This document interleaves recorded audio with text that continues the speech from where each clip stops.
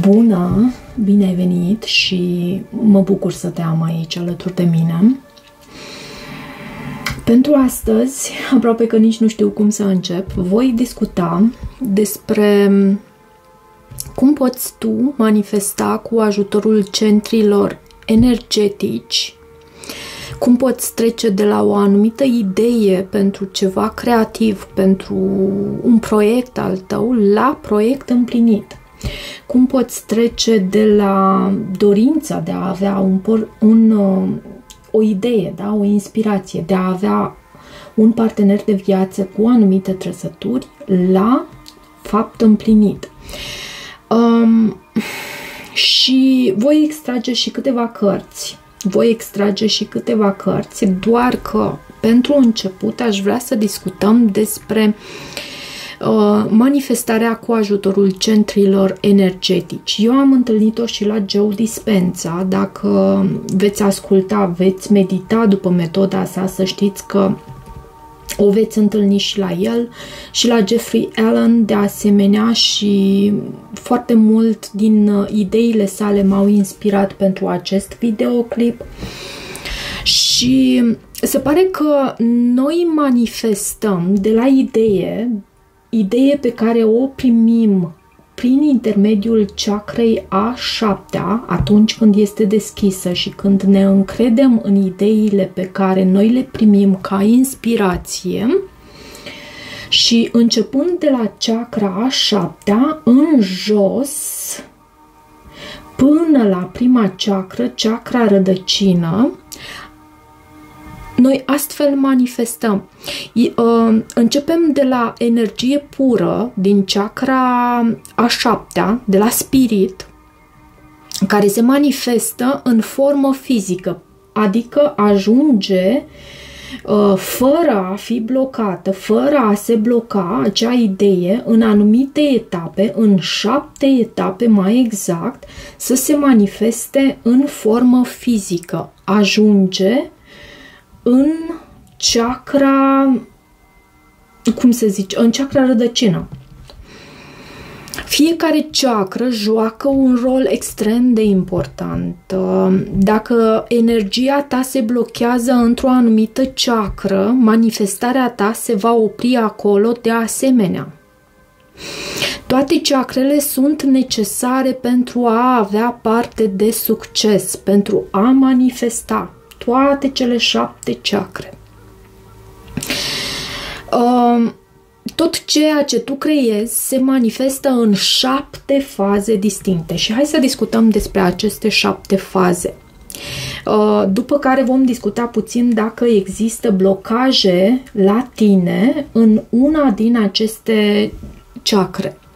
Poate că v-ați întâlnit de foarte multe ori cu anumite blocaje și care se tot repetă ca un anume tipar, adică de ce nu reușesc să aducă o anumită idee în concret.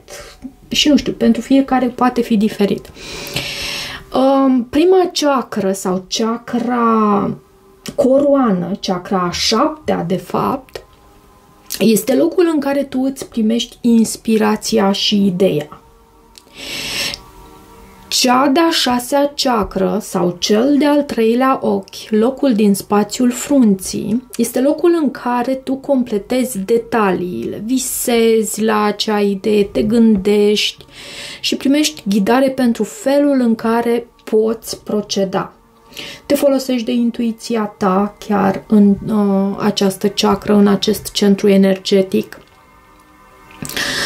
Chakra a 5-a sau chakra gâtului, a comunicării, aici comunici, scrii, vorbești cu oamenii despre ideea pe care ai primit-o. În chakra inimii, aici primești tot acest entuziasm, pasiune și motivație, cum sunt eu acum, de exemplu, și iubești ideea atât de mult că trebuie să o manifesti. În chakra a 3-a sau chakra plexului solar, aici, ideea pe care tu ai primit-o în chakra a 7-a, o plantezi ca sămânță și acționezi pentru a o manifesta, pentru a o materializa. În cea de-a doua chakră, sau chakra sacrală mai este denumită, centrul energetic al doilea, de aici tu îți iei combustibilul pentru a crește, energiza și hrăni ideea ta. În chakra rădăcină, aici îți împământezi proiectul, ideea și o susții. Odată ce proiectul tău este împământat și are o viață a sa și este sustenabil, chiar și fără tine în anumite cazuri, atunci ai reușit și poți să treci la o altă idee. Ok, pentru că am spus că vreau să discut cu voi despre felul în care noi putem manifesta cu ajutorul centrilor energetici în cele 7 faze distincte din momentul din care noi primim ideea, aș vrea să fac o citire cu caracter colectiv general pentru toate semnele zodiacale, însemnând asta, și să vedem ce se întâmplă la nivelul chakrei a 7-a, a 6-a, până la chakra rădăcină. Ce idei primiți voi? Și cred că eu am mai făcut astfel de citiri. Uite, vorbim despre inspirație, avem cartea Steaua. Pentru unii dintre voi vă împotriviți anumitor idei pe care voi le primiți. Pentru că, și spun asta pentru că văd acest 7 de bâte. Vă împotriviți. Aveți o anumită chemare pe care nu o ascultați. O anumită inspirație. Și tocmai ce am vorbit în mesajul zilnic pentru 14 septembrie, tocmai ce am vorbit despre faptul că dorințele noastre sunt de fapt ca un proces prin care noi primim inspirație pentru acele dorințe. Nu pur și simplu în mintea mea eu mă gândesc că astăzi vreau să devin milionar și hai să încep să devin milionar. Nu astfel, asta înseamnă control, asta înseamnă dorință de a controla atât în interior cât și în exterior și nu funcționează. Nu funcționează. Dacă vrei să devii milionar, pentru că tot vorbim despre asta, eu nu am ajuns încă acolo și poate că nu sunt exemplul cel mai potrivit, însă oferă-te pe tine, oferă serviciile tale oamenilor din jurul tău. Încetează să fii egoist, încetează să îți dorești doar tu să ai parte de succes, ci oferă ceea ce tu ai mai bun celor din jurul tău. Și vei vedea că viața te va răsplăti. Ai încredere în acest aspect. Ok, hai să vedem. Și am să încep cu chakra a 7-a. Deși uite că am pierdut steaua, am pus-o înapoi în pachet. Să vedem cu chakra a 7-a ce idee sau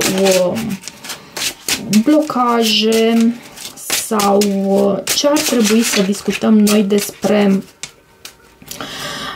chakra a 7-a, chakra coroană, în această citire. Cavalerul de cupe. Să știi că acest cavaler de cupe și regele de spade a venit. Să știi că acest cavaler de cupe întors, a venit întors. Mie îmi vorbește despre un oarecare blocaj aici, pentru că în genere cupele sunt și pentru creativitate, nu? Atunci când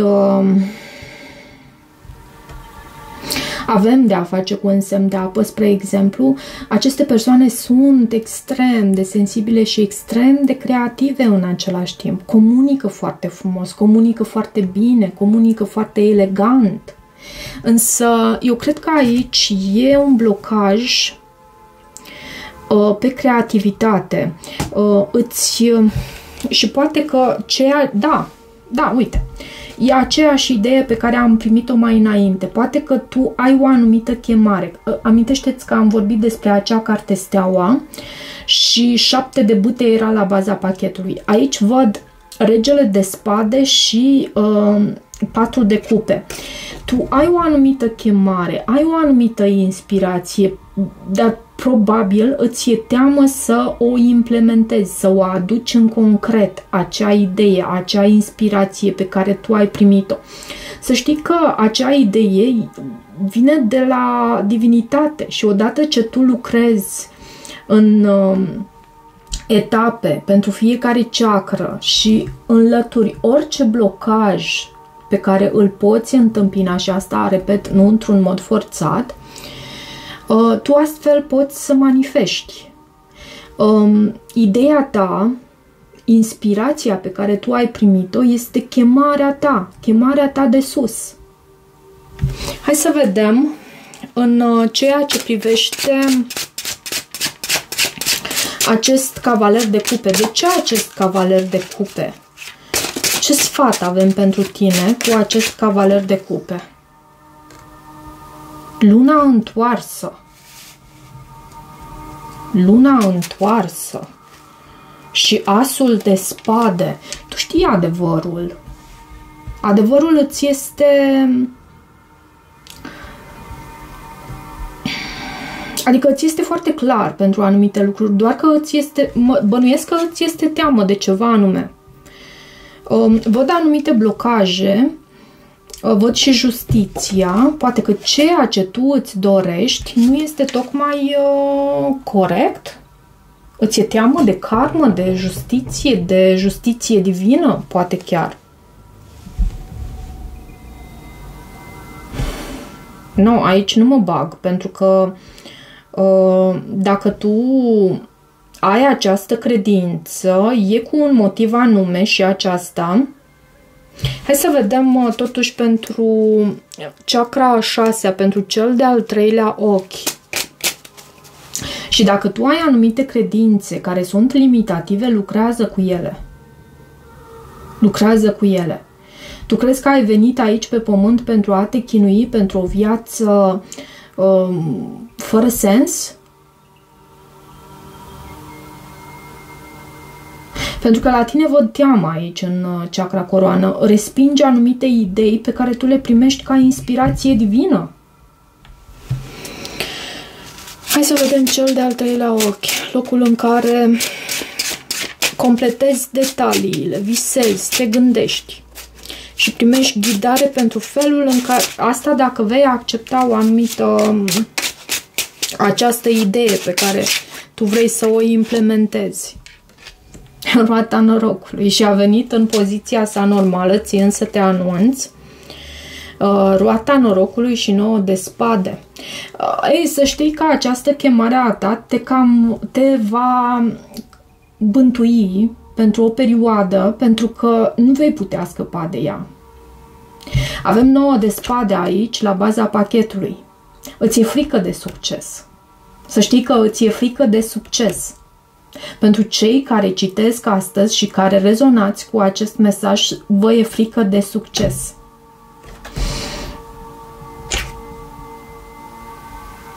Vă e frică de oameni, vă e frică să colaborați, ați fost arși de foarte multe ori și asta pentru că au existat anumite blocaje, bineînțeles. Voi ați avut, poate, la un moment dat, idei bune pe care nu ați reușit să le implementați și din experiența respectivă ați învățat că lucrurile nu sunt posibile și pentru voi, că succesul, că manifestarea nu este posibilă și pentru voi. Ei, eu vin să vă spun că este posibilă. Hai să vedem un sfat pentru tine în cel de-al 3-lea ochi. Avem faetonul. Avem faetonul și a venit întors. Cred că acest faeton care a venit întors tocmai în această poziție ca sfat pentru tine, cred că ne vorbește foarte mult despre faptul că nu este necesar atât de mult în această etapă pentru tine să acționezi în exterior. Gândește-te, visează. Lasă-te dus de valul acesta. Scrie despre această idee pe care tu o ai. Scrie despre acest proiect pe care tu îți dorești să-l implementezi, despre acea inspirație pe care am numit-o inspirație divină. Scrie. Folosește-te de jurnal. Tu ai o anumită chemare aici. Dar nu acționa în exterior deocamdată. Și să știi că aceste blocaje pe care le poți întâlni în unul sau chiar mai multe centre, mai mulți centri energetici, da, e mai greu cu limba română, dar hai să vedem. Aceste blocaje pe care tu poți să le întâlnești în unul sau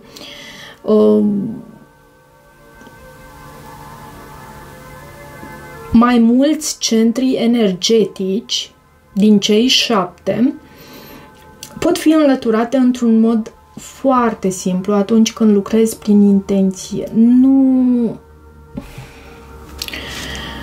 Și pentru asta trebuie să îți găsești o meditație sau o rugăciune. Foarte mult pentru mine, spre exemplu, acum citesc Psalmul 91, puteți să-l căutați și voi și veți vedea că este vorba despre protecție. Psalmul 91 îl citesc de câteva săptămâni bune, îl citesc în fiecare zi, de 3 ori.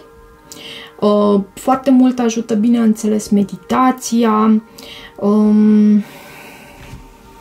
No, și pentru fiecare sunt extrem de multe modalități și metode și e bine să vă găsiți acea metodă potrivită pentru voi, dar fără să vă panicați că nu voi găsi acea metodă potrivită pentru că tocmai panica aceasta e nesănătoasă pentru fiecare dintre noi. Ok, hai să vedem pentru chakra gâtului, chakra comunicării, locul în care tu te hotărăști pe acea idee și comunici, scrii, vorbești cu oamenii despre ideea pe care ai primit-o. 9 de bâte. Ei, văd teama aici, văd faptul că din nou acea idee că te-ai ars cu supă și sufli și în iaurt, dar 9 iarăși, și 9 este o cifră care duce la culminare. În numerologie e ultima cifră, după care trecem din nou la 1, nu?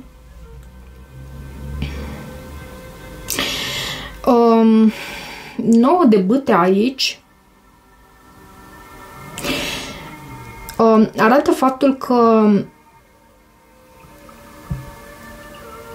îți e teamă. Îți e teamă să vorbești despre ideile tale cu cei din jurul tău. Asta, eu nu am să vin să îți spun să te forțezi să vorbești despre ideile tale cu cei din jurul tău, dar mă întorc la a scrie într-un jurnal sau la a găsi acea persoană de încredere care... Pentru că noi suntem ființe sociale și nu avem cum să funcționăm de unii singuri. E important să ne mai asumăm și anumite mici riscuri și să ne încredem, chiar dacă ne e greu, să ne deschidem față de persoane care până la urmă sunt de încredere, nu față de oricine.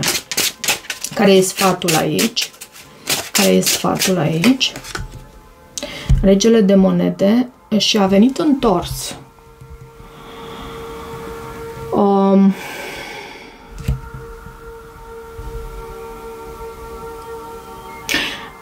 Regele de monede întors poate să vorbească despre o persoană extrem de materialistă, coruptă, instabilă în planul acesta. Poate că problemele... Poate că la tine nu crezi în oameni, nu mai crezi. Consider că toți cei din jurul tău sunt corupți, sunt materialiști, că nu mai există... Pentru că văd și acest soare aici. Da, 4 de cupe, tu nu te mai încrezi în oameni. Bine, dragul meu sau draga mea, dar să știi că chiar dacă nu te mai încrezi în oameni, pentru creșterea ta, ești nevoit să te deschizi câte puțin. Nu în totalitate, ok? Nu vărsăm adevărul nostru așa în poala celuilalt și toate frustrările noastre. Dar câte puțin să îți găsești acea persoană cu care te poți conecta și un coechipier așa care să îți fie alături și să îi fii și tu alături. Și intenția este foarte importantă. Dacă tu în intențiile tale nu mai poți să te încrezi în oameni, să știi că ți se va dovedi acest lucru. Hai să vedem acum pentru chakra inimii, locul în care tu îți primești entuziasmul, pasiunea și motivația pentru ceea ce tu îți dorești. Ce avem aici? Ce frumos! Este temperanța.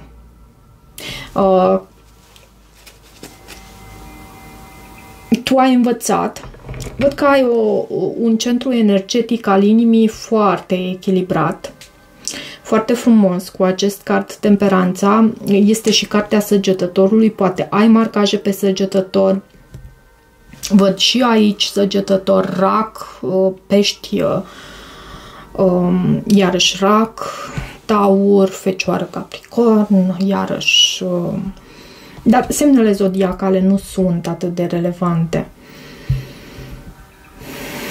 Informația de aici, te rog să o primești și cu semnul întrebării, să pui și semnul întrebării și să cercetezi singur. Dar nu să o respingi. Văd că există echilibru și Joe Dispenza spune despre faptul că în centrul acesta energetic al inimii,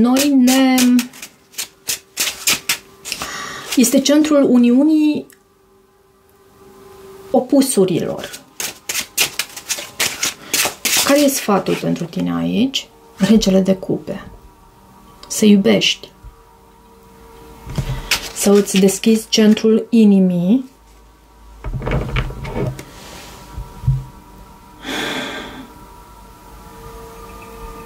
Să dai dovadă de, cu acest rege de cupe, să dai dovadă de cumpătare, iarăși mă duc la această carte temperanța, de echilibru, de maturitate emoțională, pentru că văd că tu ai trecut prin ceva lucruri aici și ți-ai învățat anumite lecții deja și văd maturitate în centrul acesta energetic în care cele două tărâmuri, cel pe care urmează să îl tratăm, cel concret și cel al spiritualității, al spiritului înalt, al spiritualității, nu știu cum să îl denumesc aici, cel care vine de la energie pură, de la spirit, aici e spațiul în care cele două se unesc și văd aici o inimă extraordinar de frumoasă a ta. Și cumpătare și vindecare și văd faptul că ai calm și liniște și împăcare cu tine, chiar dacă în față de ceilalți mai văd că mai e lucru, mai e de lucru și e și normal până la urmă lucrul acesta. Hai să vedem planul în care tu îți plantezi sămânța ideii tale și acționezi. Ce avem aici? Ce avem aici pentru tine? 6 de bâte, victorie, reușită, entuziasm, triumf. Ți se pare că ai găsit cheia. Și care e sfatul aici? Care e sfatul? Ai găsit soluția, ești pe cai mari. 3 de bâte. 3-ul de bâte este o carte a creșterii, a creativității, a expresiei de sine.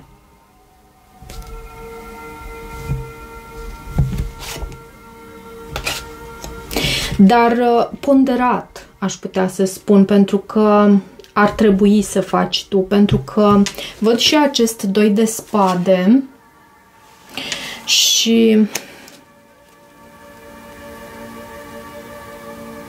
pentru tine exprimarea de sine este foarte importantă, să acționezi în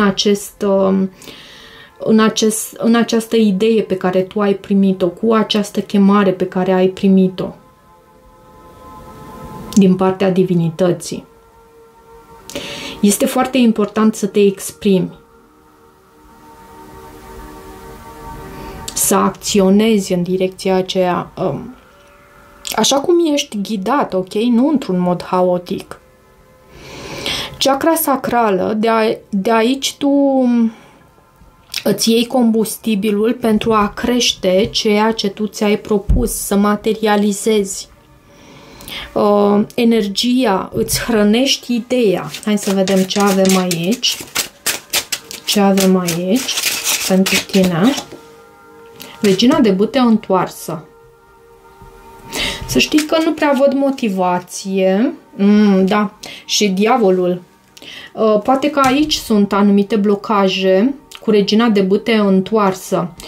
Poate sunt anumite stringuri care sunt legate față de persoane din trecutul tău sau persoane de care nu te poți desprinde, nu reușești să te desprinzi. E ceva ce te face să te simți legată ca în lanțuri aici, de o anumită persoană sau de mai multe persoane, poate un capricorn, poate e ceva ce te întoarce, te-a întors cu susul în jos. Și care e sfatul aici pentru tine? Și găsești rugăciuni pentru tăierea stringurilor, pajul de bâte. Să nu te conformezi cu aceste stringuri care sunt legate de acest centru energetic și din care o anumită persoană sau alte persoane își trag din energia ta vitală. Să nu te conformezi. Pajul de bâte este un paj al rebeliunii și a venit întors. De aceea spun că este un paj al rebeliunii. Pentru că în mod normal pajul de bâte este un paj al curiozității, al creativității, al entuziasmului, dar aici a venit întors. Ok, și hai să vedem în prima chakra, chakra de rădăcină, ce avem aici. Ce avem aici pentru tine? Ups, a venit 10 de cupe, era întors în pachet și parcă ar fi vrut să se întoarcă în poziția sa normală. Eu am să-l las aici lateral pentru a păstra ideea aceasta și văd că tu ai transformat anumite lucruri la tine. În chakra aceasta, unde tu poți să împământezi proiectul tău, ideea ta și îl susții, să îl manifesti, să îl aduci, cum s-ar spune, în concret, să vezi anumite semnale că locul din care tu ți-ai sădit sămânța și ai acționat spre a-ți împlini dorința ta, încep să vezi rezultate. Și care e sfatul aici?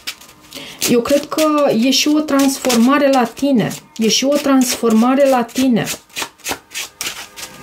Care e sfatul pentru tine? Care e sfatul pentru tine aici, în această turnul? Ce e aici?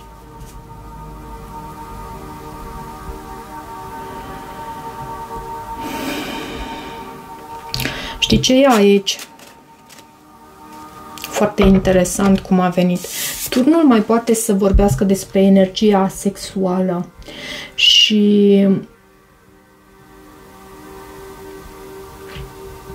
turnul, tocmai în chakra rădăcină, te invită pe tine să te folosești de drive-ul tău, de energia aceasta chiar sexuală pe care ți-o exprimi în exterior, să te folosești de aceasta pentru a crea. Foarte interesant cum a venit aici. Să te folosești de aceasta pentru a crea, pentru că altfel tu îți pierzi din puterea ta. Îți pierzi din puterea ta și o dai oamenilor care nu știu cum să zic eu, pentru că văd hierofantul aici, oamenii care se hrănesc cu ea.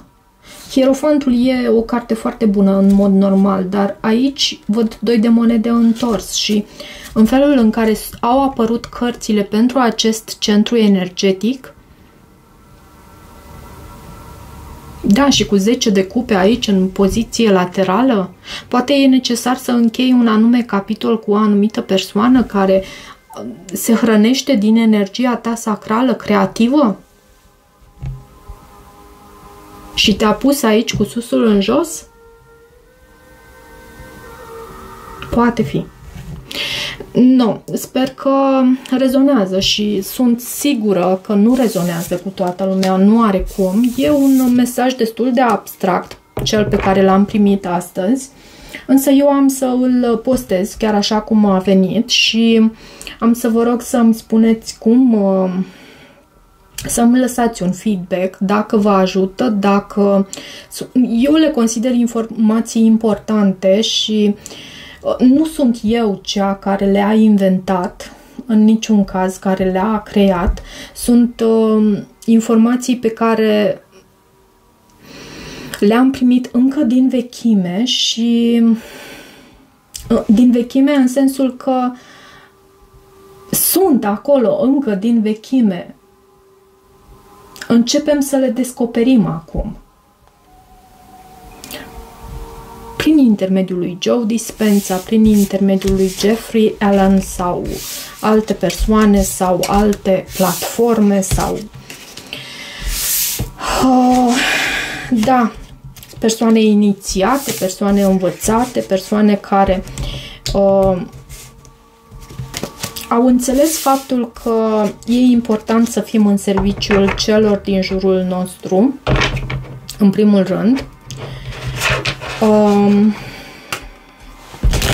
și că viața nu este doar despre noi, doar despre ego-ul nostru, doar despre ceea ce avem în mintea noastră și despre ceea ce dorim noi să controlăm și să obținem. Viața poate fi trăită și altfel și e mult mai frumoasă astfel. Da, toate bune!